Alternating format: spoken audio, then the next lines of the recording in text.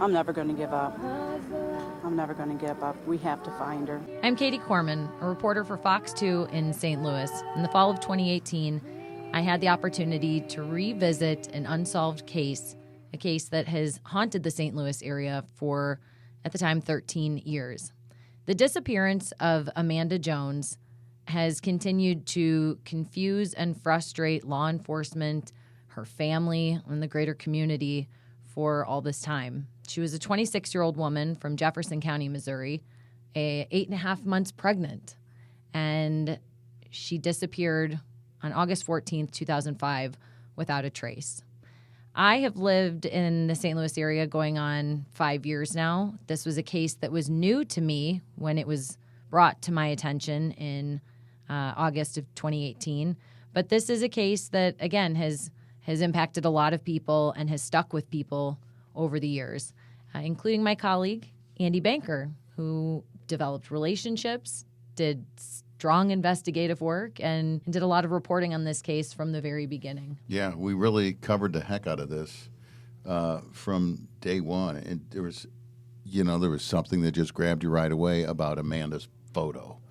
And that really was our first introduction to the case. I guess her parents, Huey and Bertha Probst, contacted authorities when they couldn't find her. 8.5 months pregnant. She already had a daughter by a different marriage that had ended, a 4-year-old daughter. So she's expecting another child, and she just vanishes. What do you remember from those initial reports? Mostly her family. Her mom and dad, Huey and Bertha Probst, her sister, Carrie. Her uncle, Walt Bowers, sticks out to me. And the photos of Amanda. And just, it really had a hold on that community and still does. What sticks out most is my memories of just meeting her family and how genuine, passionate, and heartbroken they were. And what breaks my heart even now, Kate, is that we started going through my old files to get you up to speed so you could dig into this again and not let it drop. I'm so glad you're doing this and to be part of it with you now in some small way. But we went through my old notes. I found a pin, a button that you would pin on your shirt, just with Amanda's photo and her name. And there was a purple ribbon on there. Purple was her favorite color. They released purple balloons from time to time at prayer services for her. And I think of how much that weighed on me then. And not that it doesn't now, and not that I never think about her, because I still do. But so much of my life has gone on, and so many other stories we've covered, and on and on. But her family and the ones who knew her best and loved her most are still stuck where they were 13 years ago, going on 14 years ago, without an answer. They're still in the same spot. And they just need to know. And they absolutely shared that grief, that sadness, that frustration. They shared all of that with me, and I felt it even 13 years later. Here's a little bit from Huey and Bertha Probst. Amanda. She was literally my best friend. She was the most compassionate, loving person that anybody would want to meet. And she was a family person. She was always around us, after work, weekends, whatever. We spent a lot of time together. And she loved to help people. She loved to help her friends, her family. She was just a beautiful soul. What was she like as a kid? Daddy's girl. Yeah. She was Daddy's girl. So their daughter, Amanda Jones, 8.5 months pregnant when she disappeared. The alleged father of her unborn child is reportedly the last person to have seen her. The two of them met at the Hillsborough Civic Center on August 14th, 2005. They were said to have been meeting around 1 p.m. During that meeting, Amanda took a phone call from a relative at approximately 1:15. After that meeting, no one else has seen or heard from her since. Later that night, Amanda's blue 1997 Pontiac Sunfire was found unlocked and abandoned in the Civic Center parking lot. Her purse, car keys, wallet, cell phone still haven't been recovered. So, Andy, when we're talking about this Hillsborough Civic Center, tell me a little bit about what you remember about that location. What's significant about this place? Well, the Civic Center, it's kind of like you may think, if you're not familiar with Hillsborough, Missouri, which is the county seat of Jefferson County, the last place she was seen alive, just south of St. Louis. It's kind of like the town center. You know, that's where they would have the county fair and other big events, wedding receptions. I think Amanda met this man at a holiday party there, right? His name's Brian Westfall, by the way. Never been identified as a suspect. But so that's where they found her car, and that's where the last known place that she was alive, which is not to presume that she's dead, but no one has seen her since somebody saw her there. And this was a Sunday, August 14th, 2005. She'd been to church with her parents, I believe, right? Mm-hmm.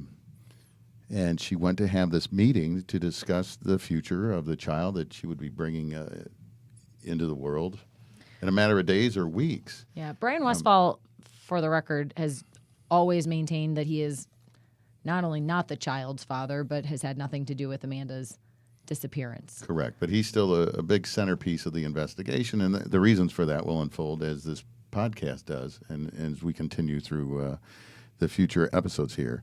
But yeah, I just remember that blue car sitting there, and how freaky it seemed, for lack of a better term, not just to us in the media, but to the investigators, that there were no keys, no phone, no purse, and they knew she took a phone call in the car. And what we did learn from investigators was there was no sign of a struggle Right. outside or inside her car. And I believe the car door was ajar. It was not wide open, but it wasn't closed.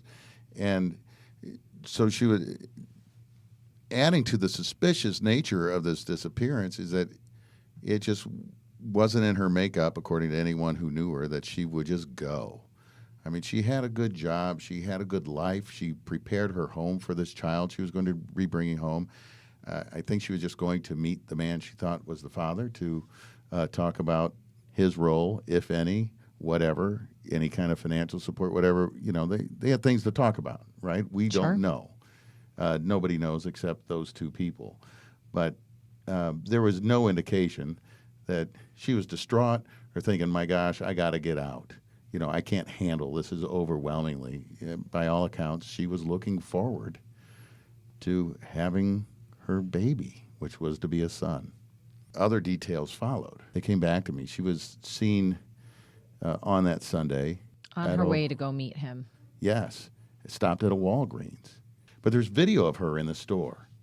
And what did she buy? Nothing to indicate she was going to leave or go away or take a trip. She bought a Soda? A Dr. Pepper, and some hairspray. And a keychain. And one of those keychains with the little Hooks on it, yeah. The morning of August 14th, 2005, she got a phone call from Brian Westfall. Here's her parents describing what that conversation entailed. That Sunday morning, Mandy called the house from her home. And she said, Dad, you'll never guess who just called. I said, who was it? She said, Brian. Westfall. Brian Westfall. And he wanted to meet and talk. I think she was in the hopes that morning that he was ready to, Take responsibility. Yeah. but it didn't happen. So anyway, she came to church that day. She was a little bit late because of that phone call, but everybody in there looked at her. I mean, she was just grinning from ear to ear. I mean, she had this glow on her face, like, She did. oh, it was just, I'll never forget it. It was just amazing. And she was dressed in all pink. She had a pink shirt on, a pink and white skirt on, pink flip-flops, pink purse. I don't know what more pink she could have had on, but she was waddling up a storm because she was so heavy from the baby and everything, you know. And even the preacher said to her how glowing she was that day and how happy. You know, when we left church, she went out in the parking lot and she told Hannah You know, you go with Grandma and Grandpa, and Mommy will see you in a couple hours. Well, Hannah knew when Mama said she was going to be somewhere that she would be there. Okay, so If not, she would call. she would call. So again, they mentioned that pink shirt, the pink skirt, the pink flip-flops, that outfit, that from that photograph, that last photograph we've seen of Amanda so many times. And striking to me is that they also mention what their preacher or pastor noticed about her, that she was glowing. They said she was waddling because she was so heavy because she was so close to giving birth. But they remember all those little details, and it just all goes to that same feeling that they have and that we've shared and that we've picked up on, that she was not running away from this. There was, she was embracing it. Hannah knew that when Mom said she'd see you in a couple hours, that she'd see you in a couple hours. There was no doubt in their mind that they were going to see her again. Even as she went to go kind of face this unfortunate situation head on, they didn't have any doubt that she was going to be okay. Right. And they had no expectation that she was in any danger. So she meets her parents and they go to church, and that goes up until around 12:30 in the afternoon. And then she's going to leave and go to the meeting with Brian Westfall at the Hillsborough Civic Center at 1 o'clock. We know those things happened. They didn't have any worry that they weren't going to see Amanda again, but they still knew that it was a tense, uncomfortable scenario for everybody to be involved in. And so much so that her sister Carrie had this gut instinct, had this feeling that she should go with her. Again, Amanda's 8.5 months pregnant. Her parents tell us she was already having contractions. It was a hot August day in Missouri. Carrie felt like she should be there. Right. There was one person who did not have a good feeling about this, who was worried. And I think Amanda kind of talked her out of it because she was rather insistent about, hey, I'll go with you. But that didn't happen. Before she left, I said, why don't I go with you?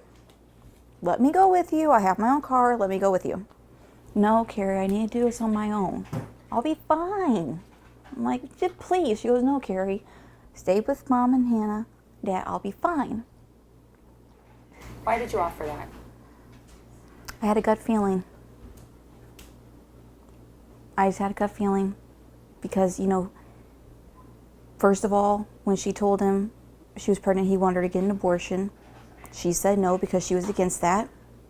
We all are. Then he went, then he didn't talk to her for pretty much the whole time she was pregnant. Then after she contacts him, that he's about to be born and everything, and she just wants to know if he wants to be in his life or not, he all of a sudden contacts her and wants to meet. I just had a bad feeling. But instead of following my gut feeling, I let her go alone. I had my own car. I could have followed her and I didn't do it. And if I would have followed her, she might still be here today and Hayden would be too.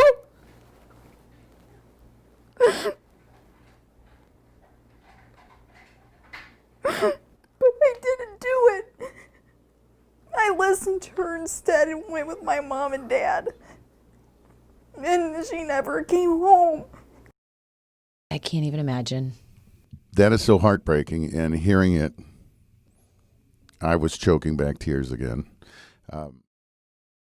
After Brian left the Hillsborough Fire Department, he headed home, and Detective Sergeant Scott Poe tells us that he was visited by his girlfriend, Stephanie Voltrain. There was something that maybe you would say raises eyebrows about Rubbermaid tubs, and he requested those be brought to his house.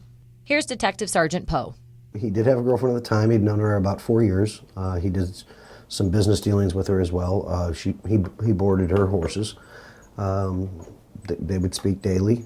I know she was initially cooperative, talked to us, agreed to speak with us, and said that she had spoke to him the night on the 13th and says she would be coming down after work the following day.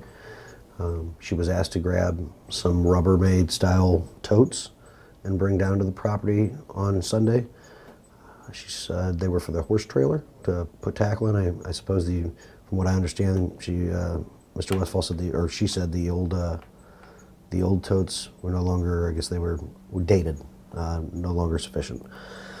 So that being said, she went down there that evening. About forgot what time it was there about an hour. I think she got down there about 8:30. Was there for about an hour, left. She knew nothing about Miss Jones, had never heard her name, anything, till she saw the news coverage the following day. So, Andy, if you'll remember, I believe we've covered this before, but this is the woman that Brian Westfall was dating when he met Amanda Jones in December of 2004. Yes, and you wonder, when if someone has a motive to see to it that Amanda disappears. I mean, that's what police are looking at. You can't get around it. That's what part of the investigation is.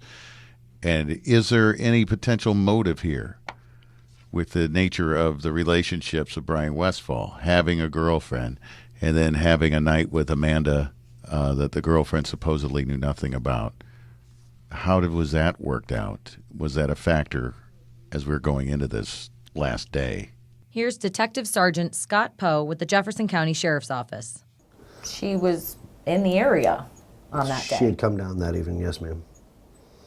Which is another thing that complicated us to say that anything bad had happened at the home and thereby get a search warrant, is because there were other people at the home, his mother, his father, her on the property, that had never seen anyone there.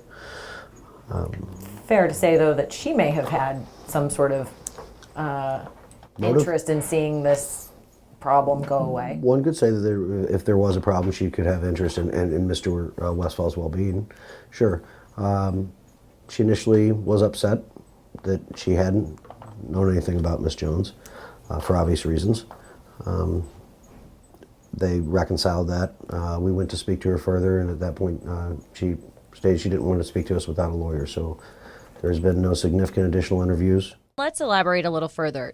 To the best of our knowledge, Brian Westfall's family owns several hundred acres of property in that area. It is a vastly spread out piece of land, combination of farmland. They have some cattle.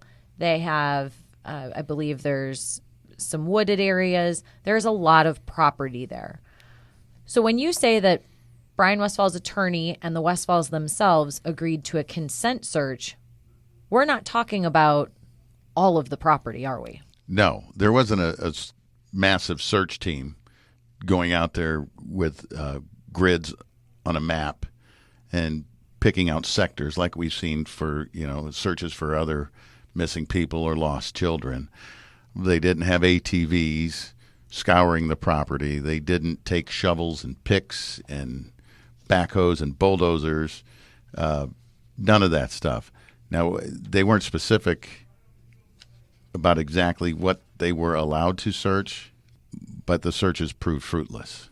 Here is Special Agent Michael Christian from the FBI explaining that consent search a little further. Within a day or two after Amanda was reported missing, there was a search conducted on Brian Westfall's property. It was a consent search that Brian agreed to. However, it was limited. So Brian Westfall told the law enforcement officers where they could search. So it was a limited search. But that seems a little backwards. Well, we didn't have a search warrant. So if you're doing a consensual search, I mean, it's where the consenting party tells you you can search, yeah. It just seems a little backwards that somebody who might have been involved in, and again, innocent until proven guilty, but somebody who was the last person to see this woman alive sort of dictates, well, you can search this area and you can search that area because hypothetically, I hid her in this area. Sure. If we're going to search a property with a search warrant, we need to have evidence that a crime's been committed at that location. So, I mean, if all you have at that point is a consent search, that's what you have to do. So, Katie, you got these interviews with the FBI and with the detective sergeant from the Jefferson County Sheriff's Department last fall. You got a lot further down the road than we did at the time, when the investigation was just in its infancy. But the same question then, I think, is one you had now. Why just limit it to a consent search that Westfall agrees to? Yeah, a lot of people go back to, why didn't they get a search warrant to search Brian's property? Didn't he have motive to want Amanda to go away if, in fact, he was the father of that child and he didn't want to be the father of that child, didn't want her to have that child? So I asked Special Agent Michael Christian with the FBI about search warrants and motive. Here's what he had to say. What do you need to be able to get a search warrant to search a property? Well, just in general terms, to get a search warrant, you have to establish a crime's been committed, first of all. And then you have to establish that evidence of that crime, that there's probable cause to believe evidence of that crime is in the area or location or object that you want to search. Does a person's means or motive factor into being able to get a search warrant? Every instance is going to be different. It could go into that, but you just have to look at the evidence as a whole and just see what it is for that specific case, whether there's enough to get a search warrant. So is it fair to say that investigators maybe didn't think that Brian Westfall had a motive in this case? Well, I mean, and just based on this, anyone could suggest that his motive would be that he did not want to have a child. So that could be a motive, sure. But that would not be a strong enough indicator to have a search for his A property. motive on its own is not going to be enough to get a search warrant. And Andy, let's remember the last place Amanda was seen was the Hillsborough Civic Center. And witnesses saw Brian Westfall leave the Civic Center property, and they said he was alone when he left. So there's no proof, really, that Amanda ever left that property, which is why investigators have focused so much on searching the Civic Center and searching the area around the Civic Center. They cannot prove that she ever went to Brian Westfall's home that day, which is why they cannot get a search warrant to search that property. Yet legally, that's a big hurdle to cross. So here's Detective Sergeant Scott Poe explaining that aspect of the investigation a little further. We need to be able to say that we have more to believe that she went to that home. But you got to remember the timeline he provided. Even witnesses place him still at the horse show grounds, and her car is still there. So there's nothing to ever say he left before the time he said he had with anybody. And then after leaving, we were able to corroborate he did in fact stop by the firehouse and no one was with him, and that was on his way home. When someone grants consent, there's a few stipulations to that. They have to be able to revoke that consent as well. We're there essentially as a courtesy. They don't have to let us there. They know that legally they're not bound to.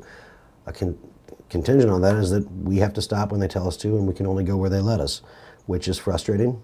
Absolutely. Would I love to go do and this is something I've talked to some people close to Ms. Jones about before. I would love to go and do a complete thorough search of everything. Unfortunately, the law doesn't allow me to do that. And when someone has a lawyer and are adamant all contact goes through the lawyer, I can't keep, there's certain rules to how often I can approach, how I can approach. So I get their frustration, the loved ones, and I absolutely do, but the law binds us in a lot of ways. I keep hoping or wishing that somebody knows more that hasn't came forward. It's as simple as that, because we need help. I mean, it's been going on 14 years. The family needs help. We want to solve this farm. If anybody has information, don't hesitate to contact us, no matter how small, how long ago. Like I said, we're following up with leads in Texas right now. We're going to follow up on everything that comes across, and a lot of times in these cases, something very minute somebody doesn't think is real obvious, and it ends up being, you know, the final clue, what we need to reach that probable cause level.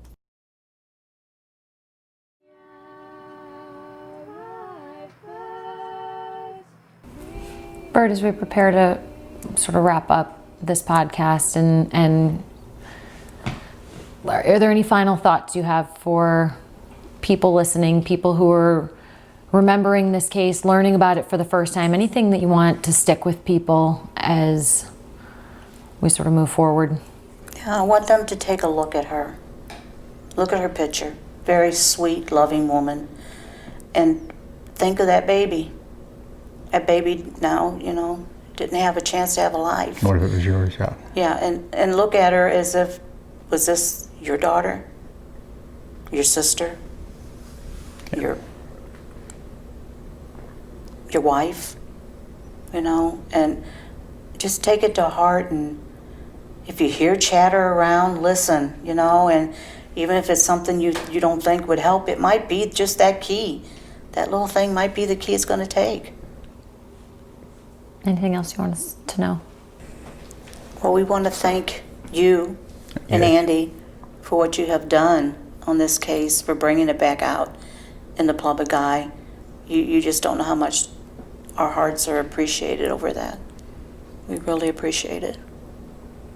More than you know. Yeah, more than you know. Both of you guys. Been wonderful. Here's the 14th being the last one, and maybe by 15 we'll know.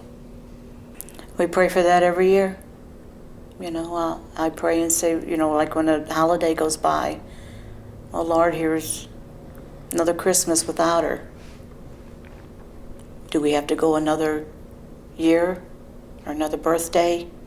You know, and when Hannah was graduating, you know, it's like, oh Lord, here's Hannah graduating and her mom's not here. You know, to see it. How many of these things, milestones, has she missed because somebody decided to take her away? The FBI is offering a reward of up to $20,000 for information leading to the location of Amanda Jones and her unborn child, or for information leading to the person or people responsible for their disappearance. We thank you for listening. I'm Katie Corman. And I'm Andy Banker. Hi all, it's Katie. We have an update we thought was important to include in this wrap-up episode. After my sit-down with Captain Gary Higginbotham, he reached out to me with some new information. We have all been under the impression all these years that the only search conducted at the Westfall property was a limited search guided by Brian Westfall and his attorney 2 days after Amanda disappeared. Higginbotham says after reviewing the file again, he saw another search was conducted on August 24, 2005. He says the case file indicates the sheriff's office, a canine search team, and the FBI conducted another search of the Westfall property, including Brian Westfall's home and vehicles. The home of Westfall's parents, who also live on the property, was not searched. Higginbotham says several items were seized from the property for further investigation, but he could not specify what those items were or if they proved to be helpful in the investigation. A reminder, the Westfalls own hundreds of acres, and we still don't know how extensively the property was searched. But we thought it was important to let you know that we learned a second search was in fact conducted. Higginbotham says the sheriff's office received 342 leads on the original case, and the leads have continued to roll in since then. Higginbotham tells me this is a lot of leads, and they have led to searches, interviews, phone records, and surveillance footage. And one more update for you. The first day I met Amanda's parents, they shared with me that when Amanda went to meet Westfall on the day she disappeared, she brought with her sonogram photos to show him, in hopes that it might entice him to want to be in Hayden's life. All these years, those photos have been kept as evidence. Bertha and Hugh said they were the only photos they had or would ever have of their grandson, and they were desperate to get them back. After mentioning it again, this time to Captain Higginbotham, the sheriff's office found the photos and provided Amanda's family with photographed copies of the sonograms. The originals will remain in evidence until the case is closed.